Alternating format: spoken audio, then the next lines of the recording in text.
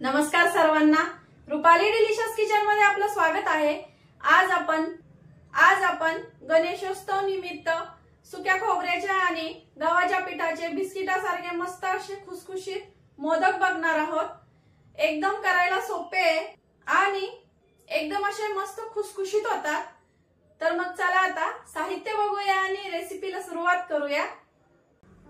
तर आपण मोदकांसाठी अर्धी वाटी रवा घेतलाय आणि ह्याच वाटीच्या प्रमाणामध्ये इथं आपण 2 वाट्या गव्हाचं पीठ घेतलंय, 1 वाटी गूळ घेतलाय, हीच वाटी 2 वाट्या भरून आपण इथं खोबरं घेतलंय, वेलची पूड आणि थोडीशी आपण जायफळाची चिमूटभर पूड घेतली। यामध्ये कणिक भिजवण्यासाठी आपल्याला इथं मीठ लागणार आहे पाव चमचा। तर एवढं साहित्य घेतलंय आपण, खूप जास्त काही साहित्य लागत नाही।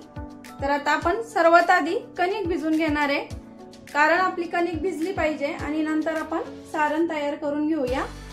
आता आपण कणकेला मोहन टाकणार आहे। तर मी इथं तुपाचं नाही तेलाचं मोहन टाकणार आहे, त्यामुळे इथं मी तेल गरम करायला ठेवलंय आणि कडकडीत आपल्याला तेल गरम करून टाकायचंय मोहन। तुम्हाला तेलाऐवजी तुपाचा वापर करायचा असला मोहनसाठी तर तुम्ही करू शकता। इथं एक भांडं घेतलंय, त्यामध्ये गव्हाचं पीठ चाळून घेतलंय एकदम आणि रवा कच्चा आहे आणि बारीक रवा घ्यायचा आहे। आधी सांगायला विसरले, एकदम बारीक रवा आहे हा 0 नंबरचा। तर तुमच्याकडे जाड रवा असेल तर मिक्सरला फिरून घ्या, पण बारीकच रवा घ्या। इथं पाव चमचा मीठ। तर आपण इथं तेलाचं मोहन करून घेणार आहे, टाकून घेणार आहे पिठामध्ये। हे बघा एकदम असं कडकडीत। तर आपल्याला इथं 2च चमचे टाकायचे। आता तेल गरम आहे, हलक्या हाताने आपण मिक्स करून घ्यायचं आहे। रव्याला आणि पिठाला छान याचं कोट करायचं आहे, असं गोळा तयार झाला पाहिजे। तर आपलं छान कोट करून झालंय, असा हातात मुठीमध्ये पकडला की गोळा तयार होतोय। असं छान कोट झालं पाहिजे सर्व पिठाला आपलं तेल। तर आता आपण थोडं पाणी टाकून असं भिजून घ्यायचं आहे आणि पुरीच्या पिठासारखं भिजवायचं आहे आपल्याला। घट्टसर गोळा तयार करायचा आहे। आधीच खूप जास्त पाणी टाकू नका, अंदाजाने हळूहळू टाकायचं। आता हे पीठ मी घट्टसर असं मळून घेते। आता आपलं इथं पीठ असं घट्टसर मळून झालंय, झाकून ठेवूया। आता 15 ते 20 मिनिट आपल्याला छान भिजून घ्यायचंय। रवा टाकलाय त्यामुळे ते छान फुललं पाहिजे, त्यामुळं 15 ते 20 मिनिटं छान कणिक आपल्याला भिजून घ्यायची आहे, म्हणजे मोदक असे अगदी छान खुसखुशीत होतात। आता सारण तयार करून घेऊया। तर आपण इथं कढई गरम करायला ठेवली आहे आणि तेलाचं मोहन केलं होतं, तीच कढई घेतली आहे तेलकट। खोबरं टाकून घेतलंय, खोबरं टाकलं की लगेच गूळ पण टाकून घ्यायचंय। गॅस कमी ठेवायचा।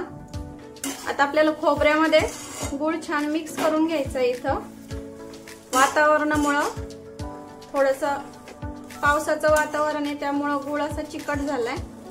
तर आपला खोबऱ्यामध्ये गूळ छान मिक्स झालाय, काढून घेऊया। आता खूप जास्त परतलं तर कडक होऊ शकतं सारण, त्यामुळे आपण हे काढून घेऊया। आता गॅस बंद केलाय मी, मोठ्या भांड्यात काढायचं म्हणजे पटकन गार होईल। सुक्क खोबरं आहे त्यामुळे खूप जास्त वेळ लागत नाही। पसरून देऊया आणि थंड करून घ्यायचंय। अगदी 5 मिनिटं लागतात सुक्या खोबऱ्याचं सारण तयार करण्यासाठी। पसरून द्यायचं म्हणजे पटकन थंड होतं। तर कढईमध्ये मी वेलची पूड आणि जायफळ पूड टाकायची विसरले, तर अशी वरनं टाकली तरी काही हरकत नाहीये। गरम याच्यामध्ये छान परतून जाईल ती। मिक्स करून देऊया। 15 ते 20 मिनिट झाले, कणिक पण आपली छान भिजली। आता बघूया, हे बघा मस्त भिजली, एकदम मऊ झाली आहे मस्त। पोळपाटाला थोडंसं तेल लावायचं आणि कणिक आपण थोडीशी मळून घेऊया, म्हणजे छान आणखीन मऊ होईल। तर कणकेतला आपण एक इथं गोळा काढून घेणार आहे। मोठी चपाती लाटून घ्यायची आपल्याला। तुम्ही छोटे छोटे एकसारखे गोळे तयार करून आणि तसं पण लाटून घेऊ शकता, एक एक करत। आणि गव्हाचं पीठ घेतलंय, थोडं लावायचं, खूप जास्त नाही लावायची गरज, कारण आपण तेलाचं मोहन टाकलंय ना, त्यामुळं पोळपाटाला काही चिपकत नाही। आता लाटून घेते मी एकदम पातळ चपाती. चपाती करतो दररोजची, त्यापेक्षा थोडीशी पातळ लाटायची आपल्याला इथं. तर आपण इथं मस्त अशी मोठी चपाती लाटून घेतली आहे. हे बघा, चपातीपेक्षा पण थोडीशी पातळ लाटायची दररोजच्या चपातीपेक्षा. आता आपण एका झाकणाच्या साहाय्याने कट करून घेणार आहे, म्हणजे एकसारखे मोदक होतात.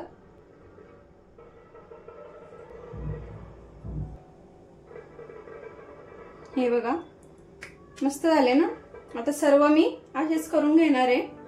तर आपण इथं 21 पाऱ्या लाटून घेतले आहे. आता मोदक भरून घेऊया. सारण पण आपलं छान झालंय, थंड झालंय आणि असं मोकळं सुटसुटीत झालंय. अजिबात गाठी वगैरे काही झाल्या नाहीये. झाल्या थोड्याफार फोडून घ्यायच्या, म्हणजे मोदक फुटत नाही भरताना. आता मोदक भरून घेऊया. तर आपल्याला अंदाजे इथं 1 चमचा भरून सारण ठेवायचं आहे. आता तुमची पारी किती मोठी आणि किती छोटी आहे त्यानुसार तुम्ही इथं सारण घ्या. तर आपण या 3 बोटांनी आपल्याला इथं कळ्या करून घ्यायच्या आहे मोदकाला.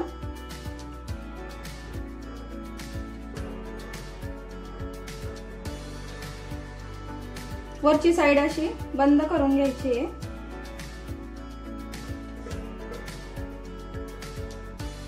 दिसतोय ना छान. आता सर्व मोदक मी असेच करून घेते. तर आपण इथं सर्व मोदक इथं वळून घेतले. आता तळून घेऊया. त्यासाठी आपण इकडे तेल गरम करायला ठेवलंय. तेल गरम झालंय का बघूया. तेल छान गरम झालंय, आपल्याला पाहिजे तसं. गॅस मीडियम करायचा आणि मीडियम गॅसवरती आपल्याला तळून घ्यायचे आहेत आता मोदक. तेलात बसतील एवढे मोदक आपण आता इथं सोडून घेऊया. तेलात सोडल्या इथं झाऱ्या लावायचा नाही आपल्याला मोदकांना. आता 9 ते 10 मोदक मी इथं सोडून घेतले तेलामध्ये. मोदकांचा हलकासा रंग चेंज झाला की आपल्याला हळूच झाऱ्या लावायचा आणि पलटून घ्यायचे आहेत. आणि आता मीडियम गॅसवरतीच आपल्याला गोल्डन ब्राऊन कलर येईपर्यंत हे मोदक तळून घ्यायचे आहेत, म्हणजे मस्त असे खुसखुशीत आणि कुरकुरीत होतील. तर आपले मोदक छान असे गोल्डन ब्राऊन रंगावरती आले. बघू शकता किती सुंदर कलर आलाय आणि असे मस्त झाऱ्याला आत्ताच असे कुरकुरीत लागताय कढईमध्ये. एकदम असे मस्त क्रिस्पी झाले. तुम्ही जर मी सांगितलेल्या प्रमाणामध्ये आणि साहित्यामध्ये जर मोदक केले तर तेवढ्या प्रमाणामध्ये 21 मोदक आरामात होतात. आता काढून घेऊया. आवाज बघू शकता तुम्ही. तर हे बघा, मस्त असे कळीदार आणि मस्त बिस्किटासारखे दिसत आहेत. तर मग आता बाकीचे मोदक मी याच प्रकारे तळून घेते. आता सेकंड बॅच सोडून घेऊया. गॅस मीडियम ठेवायचा, म्हणजे छान मोदक तळले जातात एकसारखे.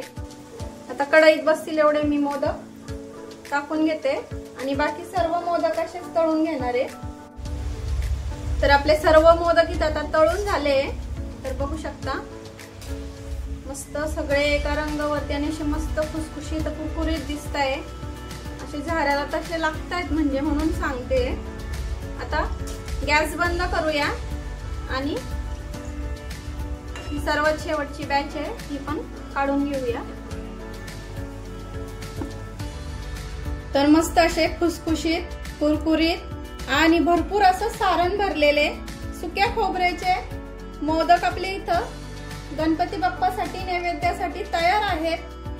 तर मग तुम्हाला कशी वाटली रेसिपी मला कमेंट मध्ये सांगायला विसरू नका. एवढे खुसखुशीत आणि छान दिसताय ना, अगदी बिस्किटासारखे. तर तुम्हाला एक फोडून पण दाखवते मी.